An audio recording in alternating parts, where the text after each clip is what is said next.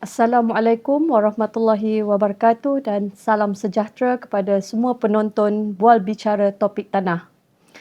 Bertemu kembali dalam program Bual Bicara Tanah JKPTG pada kali ini.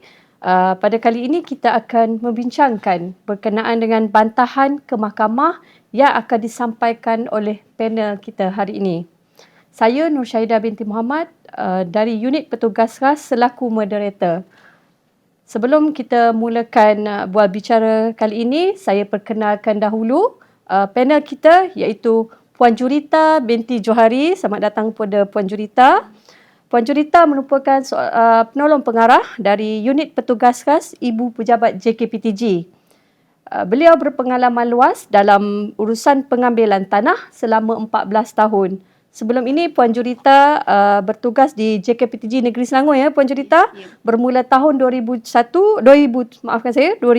sehingga 2021 dan banyak terlibat dalam urusan pengambilan tanah. Sudah tentunya kita dapat lihat di sini berdasarkan pengalaman panel kita pada kali ini, sudah tentu topik dapat dikupas dengan terperinci dan dapat memberikan pencerahan kepada penonton di luar sana. Tanpa kita lengahkan masa, kita teruskan program kita hari ini. Sebelum kita pergi lebih jauh lagi ya Puan Ju, mungkin Puan Ju boleh ceritakan sedikit berkenaan pengambilan tanah yang sememangnya ia dah berkaitan dengan topik yang kita akan bincangkan hari ini. Silakan Puan Jurita. Terima kasih Puan Moderator. Assalamualaikum warahmatullahi wabarakatuh dan salam sejahtera. Terlebih dahulu saya ingin mengucapkan terima kasih kepada Bahagian Pengurusan dan Perundangan Tanah BPPT JKPTG atas jemputan ini selaku penganjur program Bual Bicara ini ya. Okey, seperti mana yang kita maklum, pengambilan tanah ni dia berlaku, proses pengambilan tanah ni dia akan berlaku sekiranya ada permohonan daripada agensi pemohon lah. Tapi saya nak terangkan terdahulu, JKPTG hanya menguruskan pengambilan tanah bagi projek-projek persekutuan di bawah maksud awam lah ya. Okey, dan bantahan ini akan berlaku apabila adanya permohonan pengambilan tanah daripada Kementerian Jabatan Pengguna. Okey, saya nak cerita sedikit secara ringkas proses pengambilan tanah sebelum kita pergi ke bantahan ke mahkamah ya. Okey, JKPTG akan menerima permohonan pengambilan tanah di bawah Seksyen 8 dan permohonan tersebut kita akan angkat untuk kelulusan pihak berkuasa negeri. Seterusnya, apabila pihak berkuasa negeri menerima permohonan tersebut, dia akan sama ada dia meluluskan atau menolak lah. Dan apabila mendapat kelulusan daripada pihak berkuasa negeri, lot-lot tanah yang terlibat untuk pengambilan akan diwartakan. Selepas saja diwartakan, maka pentadbir tanah akan membuat siasatan ke atas tanah tersebutlah yang terlibat untuk pengambilan tanah. Dan bila siasatan berlaku, maka berlakunya award daripada pentadbir tanah. Di sinilah wujudnya bantahan ke mahkamah, kepada mahkamah sekiranya ada. Bermaksud sekiranya telah berlakunya pengambilan tanah, pampasan akan dibayar dan diterima oleh tuan tanah ataupun pihak-pihak berkepentingan yang lain. Ya betul, pihak berkepentingan akan menerima pampasan lah. Tapi masa itulah yang akan berlakunya permohonan bantahan ataupun tidak. So kita teruskan kepada soalan ya Puan Jurita. Boleh ke Puan Jurita bagi tahu apakah tujuan bantahan ke mahkamah dibuat dan mengapa perlu dibuat bantahan? Adakah ia wajib ataupun bagaimana Puan Ju? Bantahan ke mahkamah ni seperti yang saya maklumkan, dia akan terjadi sekiranya pihak berkepentingan tidak berpuas hati dengan apa yang diputuskan oleh pentadbir tanah semasa siasatan lah. Apabila dia tak puas hati itu adalah hak dia untuk membuat bantahan ke mahkamah yang diperuntukkan di bawah Seksyen 37 atau 486 lah. Dia semasa itulah dia menjadi kewajipan jika dia tidak berpuas hati lah. Kalau dia rasa dah memadai award yang diberikan, so tidak akan berlaku bantahan kepada mahkamah. sekiranya ada pihak yang tidak berpuas hatilah di sini membuat bantahan. Sekiranya tidak berpuas hati. Okey. Jika nak buat bantahan tu, siapakah yang layak buat bantahan tersebut? Okey. Untuk kepada yang layak ni, dia ada dua kategori lah. Kita panggil pihak berkepentingan. Tapi pihak berkepentingan ni dia ada dua. Satu pihak berkepentingan iaitu tuan tanah ataupun pemilik bangunan ataupun penyewa yang merasakan dirinya ada kepentingan ke atas tanah tersebut. Okey, itu satu pihak. Satu pihak lagi adalah Kementerian Jabatan Pengguna, iaitu KJP itu sendiri ataupun perbadanan atau syarikat yang merasakan dia pun tidak berpuas hati dengan keputusan pentadbir yang merasakan tinggi award yang diberikan. Kalau dikatakan, adakah pemegang gadaian ataupun pengcaveat dikira sebagai orang yang pihak yang berkepentingan? Ya, dia adalah pihak yang berkepentingan dan sekiranya pemegang gadaian, pemegang caveat atau yang sebagainya tidak berpuas hati, masih lagi boleh membuat bantahan ke mahkamah, kepada mahkamah lah. Dari segi proses, jika tuan tanah itu dia bersetuju dengan nilai award yang diberikan, tapi pemegang gadaian itu tidak berpuas hati, adakah pemegang gadaian tu boleh buat bantahan jugalah? Ya, pemegang gadaian boleh buat bantahan kepada mahkamah sebab dia dikira pihak berkepentingan juga. Okey, cuma saya nak maklumkan, saya terlupa tadi maklumkan, pihak berkepentingan macam tuan tanah, pemilik bangunan, semua yang kita mengatakan pihak berkepentingan itu, sekiranya ingin membuat bantahan kepada mahkamah, dia jumlah award yang diputuskan oleh pentadbir tanah tu perlulah melebihi 5,000. Nilai award tu perlu melebihi 5,000. Dan untuk Kementerian Jabatan Pengguna, nilai award yang membolehkan dia untuk membuat bantahan tu adalah melebihi 30,000. Nilai award. Dia berbezalah dua pihak ini. Jika bantahan itu, adakah ada apa-apa amount yang tidak dibayar kepada ni? Apa ada jumlah peratusan yang ditahan ke bagaimana? Okey, sekiranya pihak berkepentingan seperti tuan tanah, pemilik bangunan tadi, penyewa semua nak buat bantahan, dia tak ada amount yang ditahan. Tetapi sekiranya Kementerian Jabatan Pengguna masuk bantahan kepada mahkamah, maka penahanan 25% tu akan dibuatlah. Maksudnya KJP hanya membayar 75%, 25% tu ditahan sehingga kes bantahan ke mahkamah tu selesai. Okey. Tadi Puan Juri tak ada menyebut berkenaan dengan nilai award kena melebihi 5,000. Ya, betul. Sekiranya nilai award tu kurang daripada 5,000, adakah tuan tanah layak membuat permohonan bantahan ni? Okey. Dalam Seksyen 37/2 ya, Akta 486 menyatakan jika jumlah pampasan kurang daripada 5,000, maka keputusan pentadbir tanah, award pentadbir tanah berkenaan adalah muktamad dan berkenaan dengan sukatan dan juga amount tu adalah muktamad. Tidak boleh diubahlah. Maksudnya tak boleh bantah. So kekal. Tetapi dalam akta dia ada silent. Dia cuma menyebut award muktamad tu adalah sukatan dan juga pampasan. Tapi ada dua lagi perkara yang boleh dibantah lah. Okey. Dari segi nilai percentage yang ditahan tadi, sekiranya permohonan bantahan dimasukkan secara serentak oleh tuan tanah dan juga agensi pemohon, adakah 25% itu juga akan ditahan? Ya, tetap akan ditahan. Kalau walaupun masuk dua pihak serentak, memang Kementerian Jabatan Pengguna perlu menahan 25%. Itu ada diperuntukkan di bawah Seksyen 29A akta yang samalah. Kita pergi soalan yang seterusnya. Sekiranya pihak yang tidak berpuas hati dan hendak membuat bantahan ke mahkamah, apakah perkara-perkara yang boleh dibuat bantahan? Okey. Yang saya maklumkan tadi tu, yang kalau tak melebihi 5,000 apa yang boleh dibantahkan, dan keputusan adalah muktamad. Tetapi untuk perkara-perkara yang boleh dibantah ada 4 perkara pihak berkepentingan boleh bantah. 4 perkara tersebut adalah sukatan tanah yang diambil, amount pampasan, kepada siapa kita bayar pampasan, dan juga pembahagian pampasan tersebut. Ada 4 ni sahaja. Lain daripada 4 ni tidak ada lah, tidak dibenarkan dalam akta. Okay. Bermaksudnya lain-lain perkara tak boleh dibantah lah selain yang 4 tadi.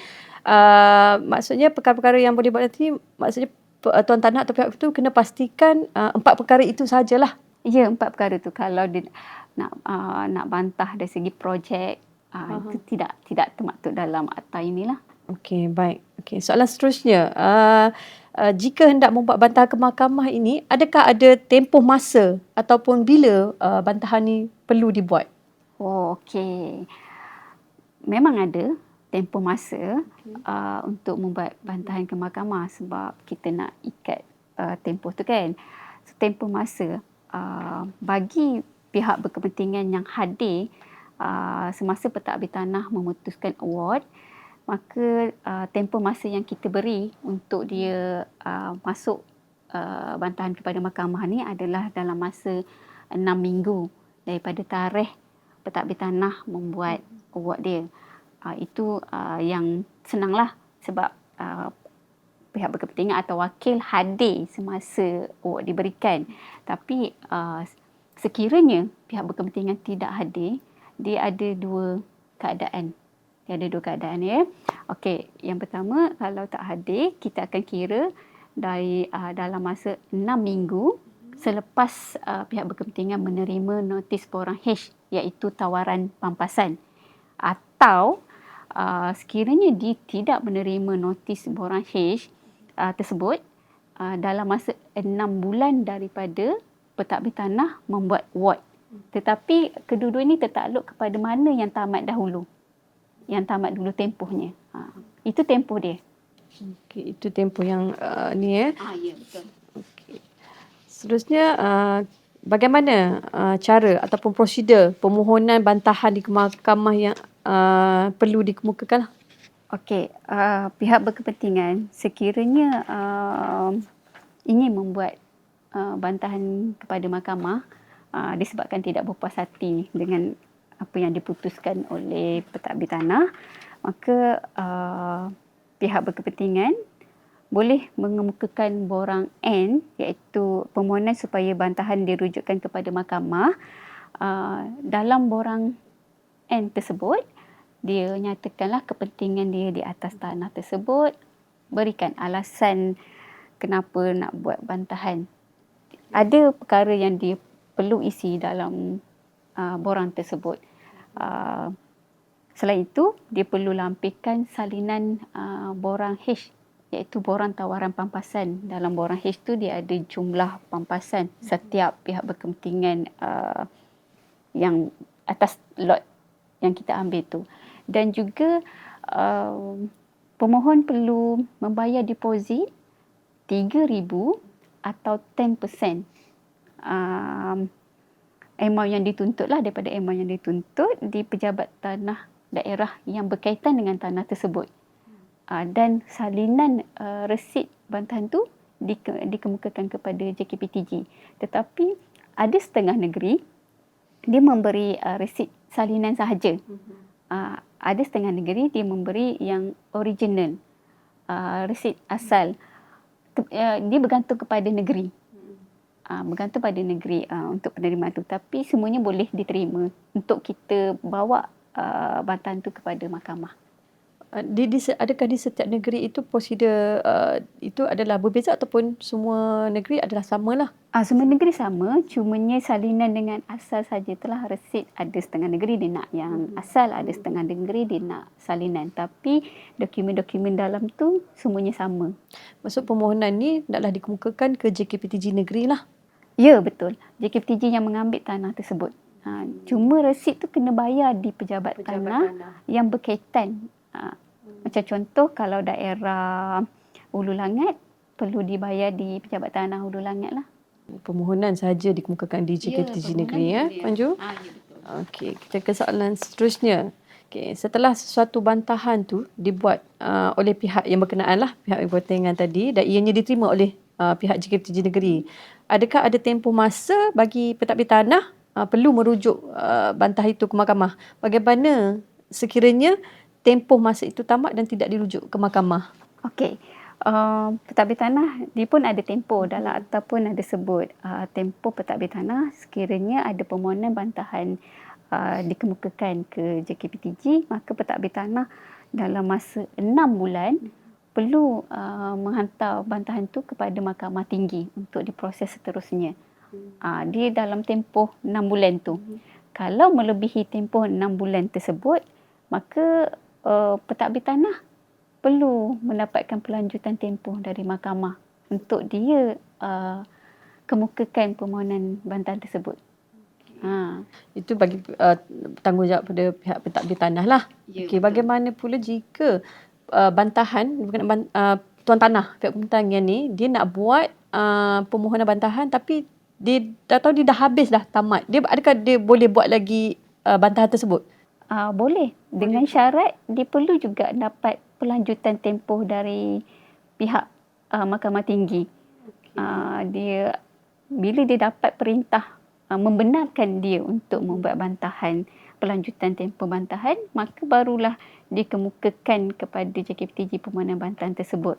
Tapi dan selalunya perintah mahkamah untuk pelanjutan tempoh ni dia ada tempoh dia. Contoh dia mengatakan perlu mengemukakan bantahan dalam masa 14 hari. Dan pemohon perlu ikut seperti mana arahan perintah mahkamah tu. Sekiranya dia melebihi tempoh 14 hari, JKPTJ pentadbir tanah tidak akan terima lah. Sebab kita berpegang kepada perintah mahkamah untuk pelanjutan tempoh. Itu untuk pelanjutan tempoh lah. Ya, betul. Bagaimana kalau bantahan tu telah dikemukakan kepada mahkamah, telah dirujuk ke mahkamah dan mahkamah membuat keputusan berkenaan dengan bantahan tersebut, sama ada award yang diterima sebelum ni, pampasan yang diterima itu lebih atau kurang, maksudnya begitulah Puan Chu. Bukan. Yang saya maksudkan tadi yang perintah untuk pelanjutan tempoh tu dia ada tempoh. Macam kita dah bagi tempoh kepada pihak berkepentingan untuk kemuka permohonan bantahan. Selepas tu kalau dia tak dapat submit dalam masa tempoh yang diberikan, dia kena mohon dengan mahkamah untuk pelanjutan tempoh. Itu untuk pelanjutan tempoh tu dalam perintah tu dia akan nyatakan berapa lama masa diberi oleh mahkamah kepada pemohon untuk kemukakan permohonan bantahan kepada mahkamah. Yang Puan maksudkan tadi tu perintah selepas bantahan selesai. Dia perintah tu dia tak ada tempoh sebenarnya sebab dia bergantung kepada kes lot-lot tersebut. Berdasarkan pengalaman saya, ada kes yang terlalu rumit, mungkin sebab terlalu banyak isu yang dibangkitkan, maka tempoh bantahan tersebut sehingga nak dapat perintah bermeterai daripada mahkamah tu, mungkin ada yang makan masa bertahun, setahun lebih. Kalau yang jenis simple, tak sampai setahun dia dah dapat keputusan bantahan dia tu. Sama ada mahkamah memberi kenaikan pampasan, pengurangan pampasan ataupun award pentadbir tanah dikekalkan. Dia bergantung kepada mahkamah dan juga kes yang dibawa. Sekiranya mahkamah memerintahkan, memberi keputusan award tu dinaikkan, adakah tuan punya orang berkepentingan tadi menerima pampasan itu dia akan dibayar oleh agensi pemohon tadi kan? Adakah ada apa-apa charge yang dikenakan di pihak tuan tanah itu sendiri ke, di pihak agensi pemohon itu sendiri ke, macam mana? Dia kalau macam contoh pihak yang berkepentingan seperti tuan tanah membuat bantahan, pemilik bangunan, semestinya dia orang membuat bantahan untuk mendapat kenaikan. Betul. Tapi bergantung pada keputusan mahkamah juga, sama ada dapat kenaikan ke atau dikekalkan awak pentadbir tanah. Sekiranya sekiranya mahkamah memberi kenaikan pampasan, maka selalunya dalam perintah mahkamah tu dah ada tulis pampasan dinaikkan kepada jumlah tertentu. Dan yang kedua, selalunya akan ada caj bayaran lewat dikira 5% daripada tarikh borangkit. Itu kebiasaan pada pengalaman saya sepanjang menguruskan kes pengambilan di Selangor. Selalunya dia akan ada. Kalau sebelum pindaan, dia akan menyatakan caj bayaran lewat 8% setahun dikira daripada tarikh borangkit. Tetapi sekarang bila berlaku pindaan kepada 5%, perintah dia mengatakan caj bayaran lewat sebanyak 5% setahun dikira daripada tarikh borangkit. Itu dua-dua kos yang diberi, yang diputuskan dalam mahkamah, kenaikan dan juga caj tu akan ditanggung oleh pihak agensi pemohon, iaitu Kementerian Jabatan Pengguna lah. Mereka perlu membayar mengikut perintah mahkamah tersebut. Jadi itu dalam situasi pihak berkepentingan seperti pemilik, penyewa semua. Tapi kalau dari segi Kementerian Jabatan Pengguna, selalunya dia akan bantah untuk turunkan, dia tidak berpuas hati dengan awak pentadbir bila merasakan tinggi, betul? So kalau dia nak cuba untuk dikurangkan daripada apa yang diputuskan oleh pentadbir tanah, itu pun akan berlaku kos juga kepada mereka, walaupun contoh mahkamah bersetuju untuk memerintahkan untuk mengurangkan award yang diberi oleh pentadbir, tetapi dia perlu kira caj bayaran lewat penahanan 25% pampasan tersebut. Seperti yang awal tadi saya cakap, apabila KJP membuat bantahan ke mahkamah, maka 25% dia perlu tahan. Itu kemungkinan risiko dia perlu mengambil kira caj bayaran lewat. Sebab penurunan daripada award pentadbir tu, kita tak tahu berapa banyak mahkamah nak putuskan.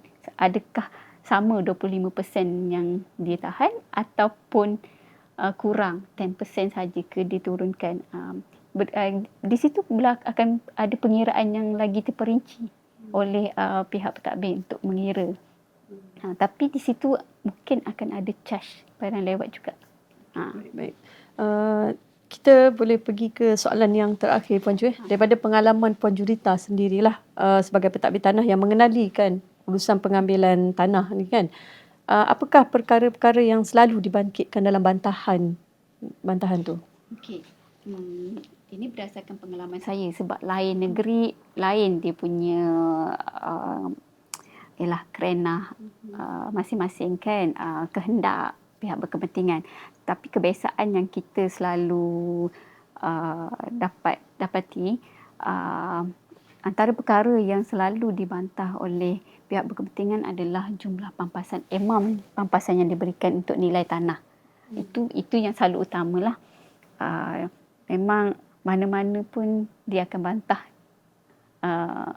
jumlah pampasan dulu. Nilai pampasan tu nilai tanah. Mungkin pada pentadbir merasakan tanah itu adalah RM36 semeter persegi. Contoh, saya bagi contoh. Tapi dia merasakan tanah dia perlu lebih, mungkin dalam RM42 semeter persegi. Itu contoh ya. Sebab lain negeri lain dia punya nilai tanah dia. Yang kedua selalunya adalah nilai bangunan. Bagi pemilik bangunan. Ialah dia mengatakan dia dah banyak keluar duit untuk renovate rumah ataupun buat kilang ataupun sebagainya. Di situ dia merasakan pentadbir bagi kurang pada dia. Itu bagi pihak tuan tanah, pemilik bangunan semua. Bagi pihak KJP mungkin lain lah. Dia punya cara. Lepas tu, yang antara yang selalu dituntut juga adalah kecederaan tanah ataupun pecah pisah. Itu pun selalu dibantah oleh pihak berkepentingan. Sebab dia ada pengiraan dan persen untuk kedua-dua ni. Dan kos pindah tu jarang sangat lah. Ada juga bagi company-company yang besar, mungkin dia rasa kos pindah tu tak berbaloi yang diputuskan oleh pentadbir tanah. Dan sukatan tanah tersebut, maksud saya sukatan tanah tersebut, ada setengah pihak berkepentingan, dia merasakan baki tanah dia tu perlu diambil semua. Dia merasakan sebab bagi dia dah tak boleh nak majukan tanah tersebut.